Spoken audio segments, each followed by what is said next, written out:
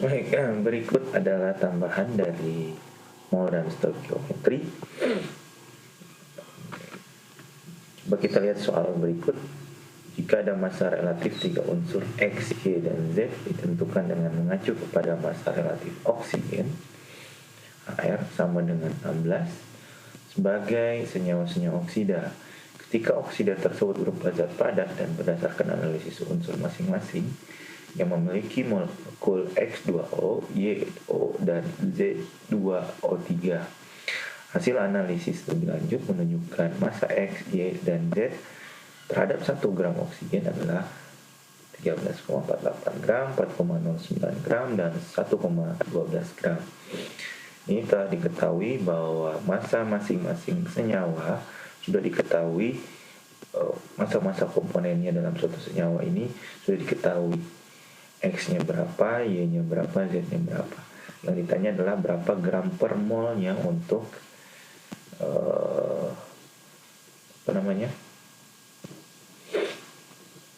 untuk unsur X, Y, dan Z-nya ya. Nah, kalau kita lihat di sini perbandingan jumlah atom adalah perbandingan jumlah molnya, dan di sini massanya ada 13,48 gram untuk X. Jadi kalau rubah X-nya di dalam gram per mol, ya tinggal dibagi 13,48 gram ya, dibagi jumlah molnya ada 2 di sini misalnya ya, dikali 16 gram per mol O dibagi massa O dalam senyawa tersebut. Jadi di sini ada perbandingan massa X dengan O, Y dengan O, Z dengan O. Kemudian ada perbandingan mol, adalah jumlah atomnya. Di sini ada 2 mol X, di sini ada 1 mol O. Di sini 1 mol Y, ini 1 mol O. Di sini 2 mol Z dan 3 mol O. Nah, sekarang kita mau menentukan massa molar masing-masing X, Y, Z. Dari perbandingan molnya, bahwa 1 mol di dalam X2O ada 1 mol O dibagi 2 mol X dikali AR dari O, massa 1 molnya, dikali dengan 13,48 gram X dan 1 dibagi dengan 1 gram O. Ini perbandingan massa X dan O-nya, ini perbandingan mol dengan X dengan O-nya. Kemudian ini dikali dengan massa AR-nya. Contoh misalnya saya punya perbandingan, saya punya 2 mol, Anda punya 1 mol, kita masuk dalam satu senyawa. Kemudian saya punya 13,48 gram, Anda punya 1 gram. Berapa massa untuk gram per mol Ag? Ini kan Anda sudah dapat perbandingan. Nah, konversi satuannya di sini perbandingan mol dan perbandingan massa. Konversi satuannya dikali dengan massa molar O, hingga Anda dapat dalam bentuk gram per mol X. Kita dapat di sini 107,84 gram per mol X. Untuk Y kita dapat perbandingan 1 mol O dengan 1 mol Y dikalikan ARO, kemudian perbandingan massa O dengan Y. Kita dapat 65,44 gram per mol Y. Sedangkan untuk Z kita dapat perbandingan O dengan Z adalah 3:2, kemudian kali massa molar O dalam 1 molnya, kemudian dikalikan dengan massa Z dibagi dengan massa O. Kita dapat massa molar Z adalah 26,88 gram per mol. Nah, kalau kita tentukan unsur-unsurnya adalah X-nya Ag, Y-nya Zn, Z-nya Al. Kemudian yang C, hasil pengukuran fotometer massa. Unsur Ag memiliki 2 isotop, yaitu Ag107 dengan kelimpahan 51,849%. Ya. Kemudian Ag19 dengan kelimpahan 8,151%. Di sini massa satuan massanya satuan massa atomnya tidak diketahui eksaknya berapa ya, tapi sudah diketahui nomor massanya. Nah, nomor massa ini yang diketahui berarti ini adalah massa atomnya sendiri. Sehingga kita dapat massa atom relatifnya 107 dikali kelimpahannya ditambah 109 dikali kelimpahannya. Sehingga kita dapat ARAG-nya sekitar 107,963. Harusnya ini SMA-nya nggak ada ya, karena sudah dibagi dengan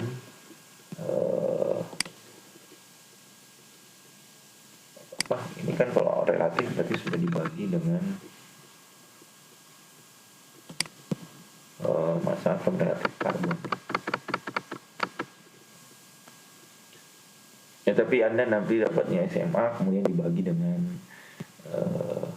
massa atom relatif karbon, dapatnya 107,963. Kemudian contoh stoikiometri reaksi pembatas yang lain, misalnya seperti ini. Seorang kimia mensintesis fosfor triklorida di laboratorium dengan mencampurkan 12 gram padatan fosfor dengan 35 gram klor dan memperoleh 42,4 gram fosfor triklorida. Di sini ada cara lain, misalnya Anda menentukan mana reaksi pembatasnya. Di sini Anda bisa tulis dulu reaksinya yang setara, kemudian Anda menentukan mol masing-masing dari massanya yang ada, ya. Kemudian dibagi masing-masing reaksi dengan koefisien. Nah, seperti ini. Dibagi dengan koefisiennya masing-masing, kemudian membandingkan koefisiennya mana yang paling kecil. Itu yang paling kecil, reaksi yang memiliki mol yang paling kecil setelah dibagikan koefisiennya itu merupakan reagen pembatas. Kenapa? Karena di sini kita mendapatkan mol masing-masing. Kemudian yang dibutuhkan di sini kan dibutuhkannya 3. Jadi untuk 1 mol Cl2-nya untuk diperlukan adalah 0,1645. Ya. Nah, kalau dia di paling kecil, kenapa? Karena untuk per mol Cl2 kita dapat 0,1645 mol Cl2, sedangkan P-nya 0,1937.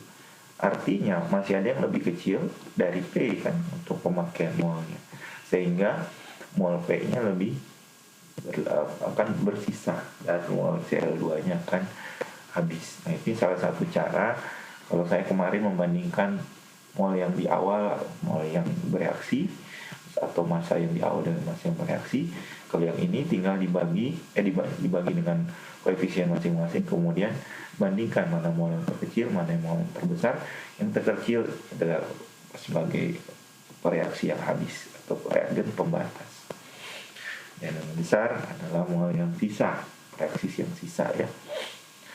Kemudian hitung massa hasil teoritisnya, berarti massa dari reaksi yang habis ini sama dengan yang saya lakukan. Jika dibagi dengan massa 1 molnya, kemudian perbandingan koefisien mol yang diproduk dibagi mol di reaktan dikali dengan massa 1 mol produknya.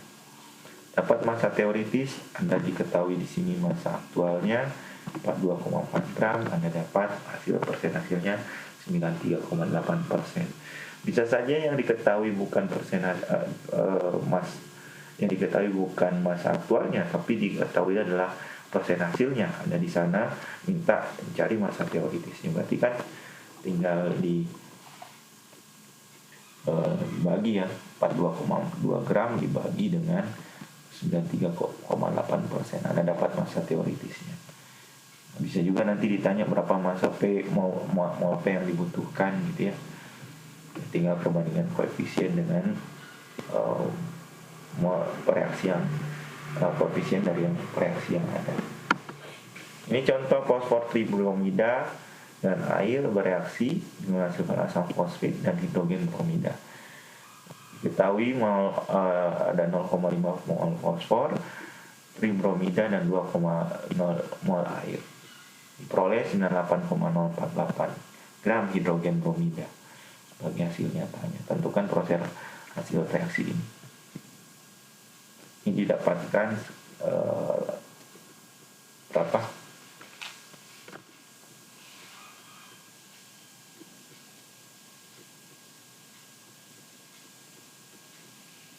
Kalau kita hitung sekitar 80,79% ya.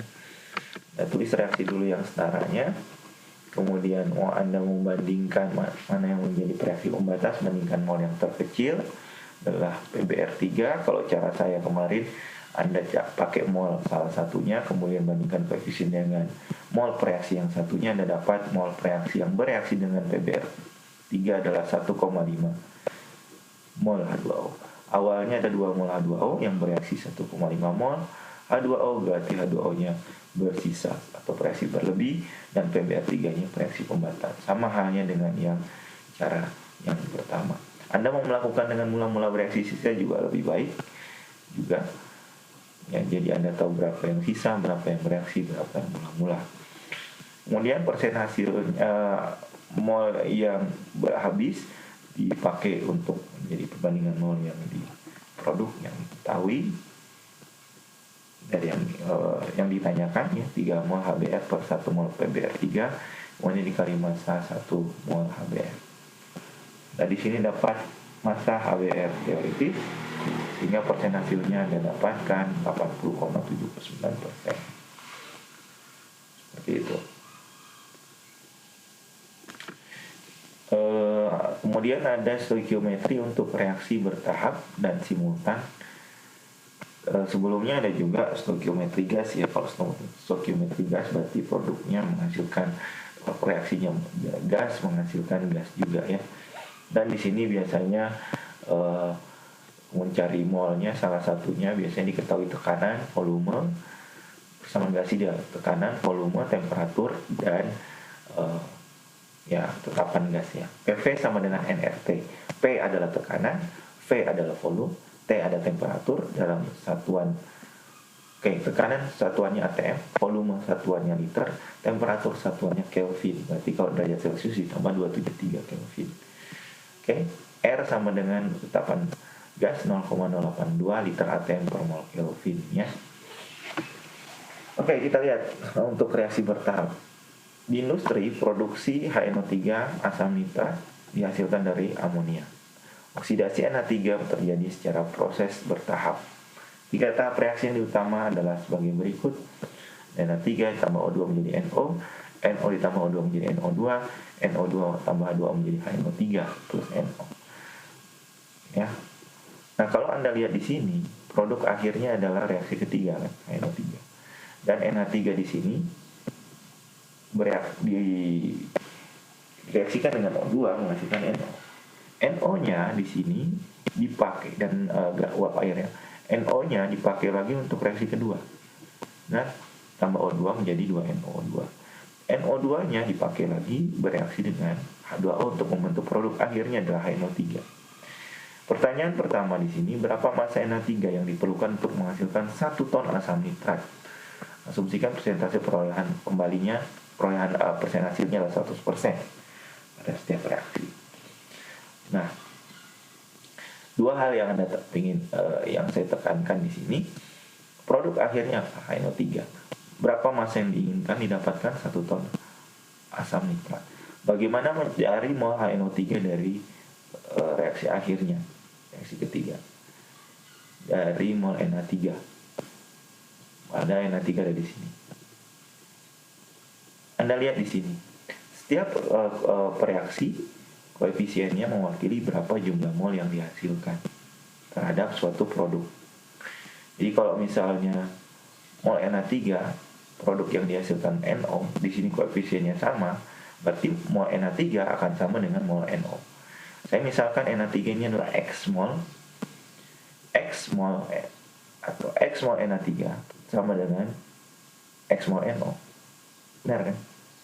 Nah, koefisiennya sama. Kalau koefisiennya berbeda, misalnya ini 3, ya berarti 3/4 mol NO.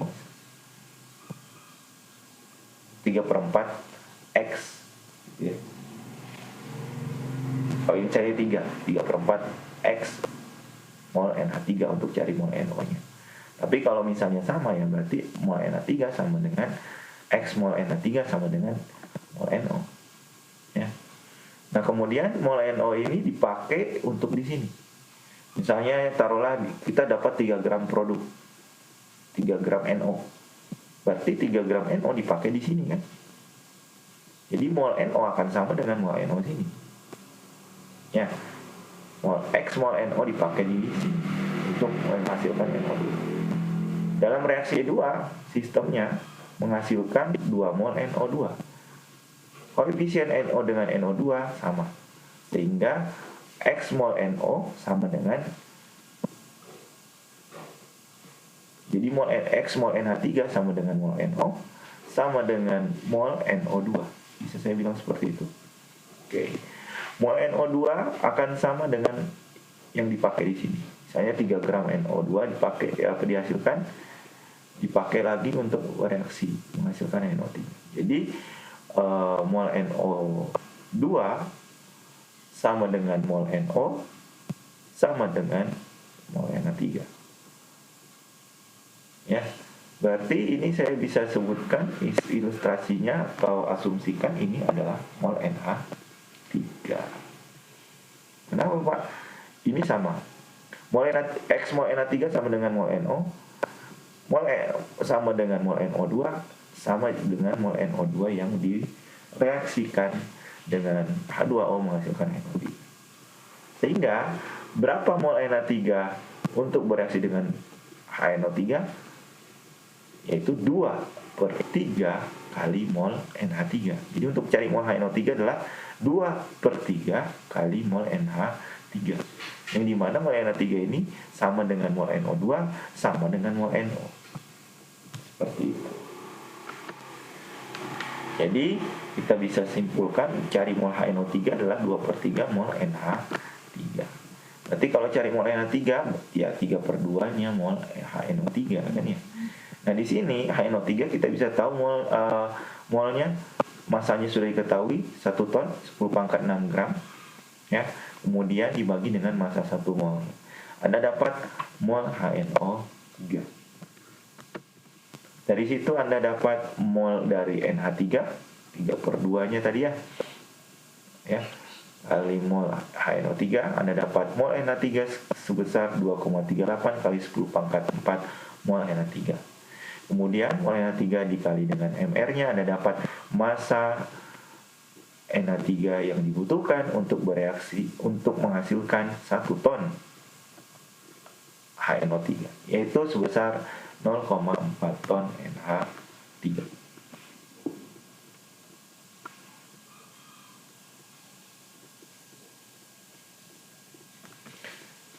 Soal kedua. Misalkan persen hasil masing-masing reaksi bertahap ini tidak 100%, tidak semuanya menjadi NO3. Misalnya NO yang terbentuk hanya 65%, reaksi kedua NO2 yang terbentuk hanya 70%, dan HNO3 yang terbentuk 80%. Untuk total semuanya, berapa massa NH3 yang diperlukan? Kalau 1 tonnya saja dan dengan perolehan persen hasilnya adalah 100% adalah 0, yang dibutuhkan NH3 adalah masanya 0,4 ton. Untuk menghasilkan 1 ton HNO3, berarti kalau persentasenya tidak 100%, ini hanya 65%, 70%, 80%, berarti akan membutuhkan massa NH3 lebih dari 0,4 ton. 100%-nya kan 100%-nya kan 0,4 ton NH3 yang dibutuhkan untuk menghasilkan 1 ton HNO3. Nah, sekarang kita mau dapat 1 ton HNO3, tapi persentase perolehan hasil tiap reaksi tidak 100% untuk menghasilkan NO3. Berarti untuk menggunakan massa NH3-nya masih lebih dari 0,4 ton. Kalau dia berjalan 100% semuanya menjadi HNO3 dan menghasilkan 1 ton HNO3, dibutuhkan 0,4 ton. Nah, kalau tidak 100% untuk menghasilkan 1 ton HNO3, tidak mungkin didapatkan 0,4 ton kan? Mendapatkan lebih dari 0,4 ton. Kita misalkan NH3 adalah X atau A mol NH3 gitu ya. Untuk menghasilkan NO berarti kita dapat 0,65 kali A. Karena hanya 65% kan, bukan 100%. 0,65 kali A mol NO. Reaksi kedua ini dipakai lagi kan ya, nah menghasilkan produk NO2 sebesar 70% atau 0,7. Berarti 0,7 kali 0,65 kali A. Sedangkan yang reaksi ketiga menghasilkan 80% perolehannya, berarti 0,8 dikali 0,7 dikali 0,65A. Kemudian berapa mol HNO3 ya dari koefisiennya kali 2/3. Tadi kan mencari mol HNO3 kan sama dengan 2/3 mol NaOH3 kan. Jadi dikali dengan 2/3. Ini mol HNO3 yang didapat jika tiap reaksi persen perolehan tidak 100%. Kalau 100% langsung ke HNO3 2/3 mol NH3. Tapi kalau tidak 100%, ya harus dikali berapa persentase yang dihasilkan di produk masing-masing. Ini 0,65 kali A kali 0,7 kali 0,8 kali 2/3 mol NH3. Ya. Kemudian ini adalah persentase tadi mol NH3-nya. Untuk yang tidak 100% kita bagi. Ini kita bagi dari peran ketiga tahap dengan yang 100%. Kenapa Pak? Karena kita ingin tahu berapa persen NH3 yang dipakai sebenarnya untuk menghasilkan dari perolehan hasil reaksi yang tidak 100% ini. Berarti 2/3 kali 0,65A kali 0,7 kali 0,8 mol NH3 dibagi 2/3 kali A mol NH3. Kita dapatkan kali 100% 36,4% NH3 yang dibutuhkan ya, yang bereaksi sebenarnya untuk menghasilkan HNO3. Jadi kalau kita lihat untuk 100%-nya 0,4 ton NH3, sedangkan untuk reaksi ini hanya dari 3 reaksinya ya 36,4% NH3 yang bereaksi. Sehingga kita perbandingannya ya persentase NH3 100% adalah 0,4 ton banding dengan persentase 36,4% NH3 dari kasus ini, sehingga kita dapat berapa ton NH3 untuk 36,4%. Kita dapat massa NH3-nya 1,10 ton.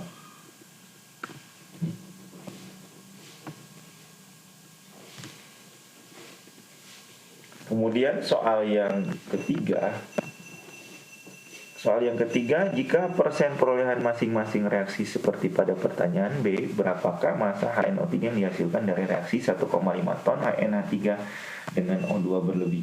Ini artinya, kalau Anda lihat, perolehan persen masing-masing reaksi seperti pada pertanyaan B. Artinya pertanyaan B kan tadi menghasilkan massa NH3 lebih dari 0,4 ton ya, yaitu 1,1 ton. Nah, yang C, jadi misalkan perolehannya mirip dengan ini, jadi dihasilkan lebih dari 1,1 ton. Dibutuhkan lebih dari 1,1 ton NH3.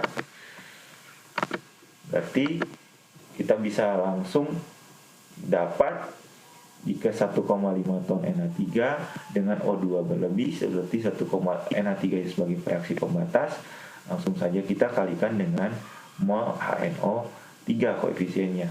Ini dibagi dengan massa 1 molnya dikali 2 mol HNO3 dibagi 3 mol NH3. Berapa massa HNO3 yang didapat dikali massa 1 mol HNO3, yaitu 3,7 gram HNO3. Jadi pertanyaan persen perolehan masing-masing reaksi seperti pada pertanyaan B misalnya sama, tapi yang didapatkan sudah melebihi kan dari persentase yang B tadi ya, massa NH3 yang dibutuhkan tadi harus dapatnya kan 1,1 ton. Nah, dengan perolehan masing-masing reaksi seperti pada pertanyaan B, berarti massa NH3-nya melebihi 1,1 ton. Berapa massa NO3 jika misalnya didapatkan 1,5 ton NH3 dengan O2 berlebih, ya. Kita dapat 3,7 gram HNO3 seperti ini.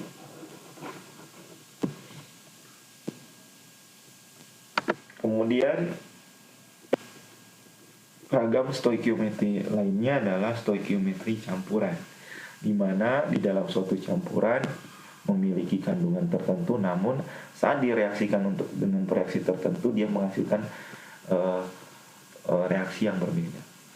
Misalkan di sini ada paduan logam diketahui mengandung logam aluminium dan magnesium. Pada eksperimen untuk menentukan komposisi alloy tersebut, 10,12 gram sampel direaksikan dengan larutan asam klorida. Artinya sampel di sini ada 10,12 gram mengandung aluminium dan magnesium. Direaksikan dengan HCl menghasilkan gas hidrogen. Jadi ada sampel di sini kita tambahkan atau kita titrasi, biasanya soal titrasi ya untuk sampel yang mengandung dua komponen atau lebih, ya. Tambahkan HCl, kemudian dia Mg-nya akan bereaksi dan Al-nya akan bereaksi yang ada dalam sampel. Semuanya menghasilkan gas H2. Gas H2 total itu ditampung pada wadah dengan tekanan 1 atm, temperaturnya 25 derajat Celcius dan volumenya 12,68 liter. Yang ditanya adalah berapa persentase Mg dalam sampel. Nah, di sini mereka Mg dan Al ini akan menghasilkan gas H2 yang sama kan ya. Dan totalnya semua ditampung di dalam satu wadah. Jadi kita di sini dapat mol H2 total, bisa? Ya kan? Nah, di sini kita misalkan massa Mg adalah X dan massa Al adalah 10,12 min X. Ya. Dan mol H2 total kita bisa dapat PV sama dengan nRT. Mol H2 adalah PV per RT, gitu ya. R-nya 0,082 liter atm per mol Kelvin. T-nya 298 Kelvin, tekanannya 1 atm dan 12,68 liter. 0,519 mol H2 total kita dapatkan. Nah, bagaimana mencari massa Mg atau massa Al? Berarti dari molnya kan. Nah, kita lihat perbandingan mol masing-masing reaksi. Mol H2 akan sama dengan mol Mg, benar? Mol H2 di reaksi kedua adalah 3/2 mol Al. Kalau dari mol Al-nya 3/2 mol Al. Nah, kalau dikasih reaksi seperti ini, berarti mol H2 total dari mol Mg dan mol Al kita bisa dapat mol Mg ditambah 3/2 mol Al. Kita bisa dapat mol Mg-nya kita bagi dengan air massa molarnya masing-masing, kemudian 3/2 kali massa Al dibagi massa molarnya Al, kita dapat X-nya. X-nya itu adalah massa dari Mg. Nah, ini udah ranah kalkulus ya, ranah matematika dasar. Anda bisa dapat variabelnya berapa. Mol H2 total ada, massa molar Mg dan Al ada, massa sampelnya ada, tinggal kalian dapat X-nya. Sehingga kita dapat X-nya di sini ya. X-nya adalah massa dari Mg, kita dapat 2,966 gram Mg, dan Y-nya adalah massa Al 10,12 gram dikurangi 2,966 gram adalah 7,154 gram. Totalnya ini adalah massa sampel alloy tadi ya, 10,12 gram. Nah, bagaimana mencari persen massa Mg dan Al? Ya, massa Mg yang kita dapatkan dibagi massa sampel tadi. Kita dapat persen Mg-nya 29,31%. Sedangkan untuk persen Al-nya Anda tinggal bagikan massa Al dibagi massa sampelnya. Seperti itu. Jadi kita bisa dapat massa masing-masing komponen dalam sampel dari hasil stoikiometri campuran tadi.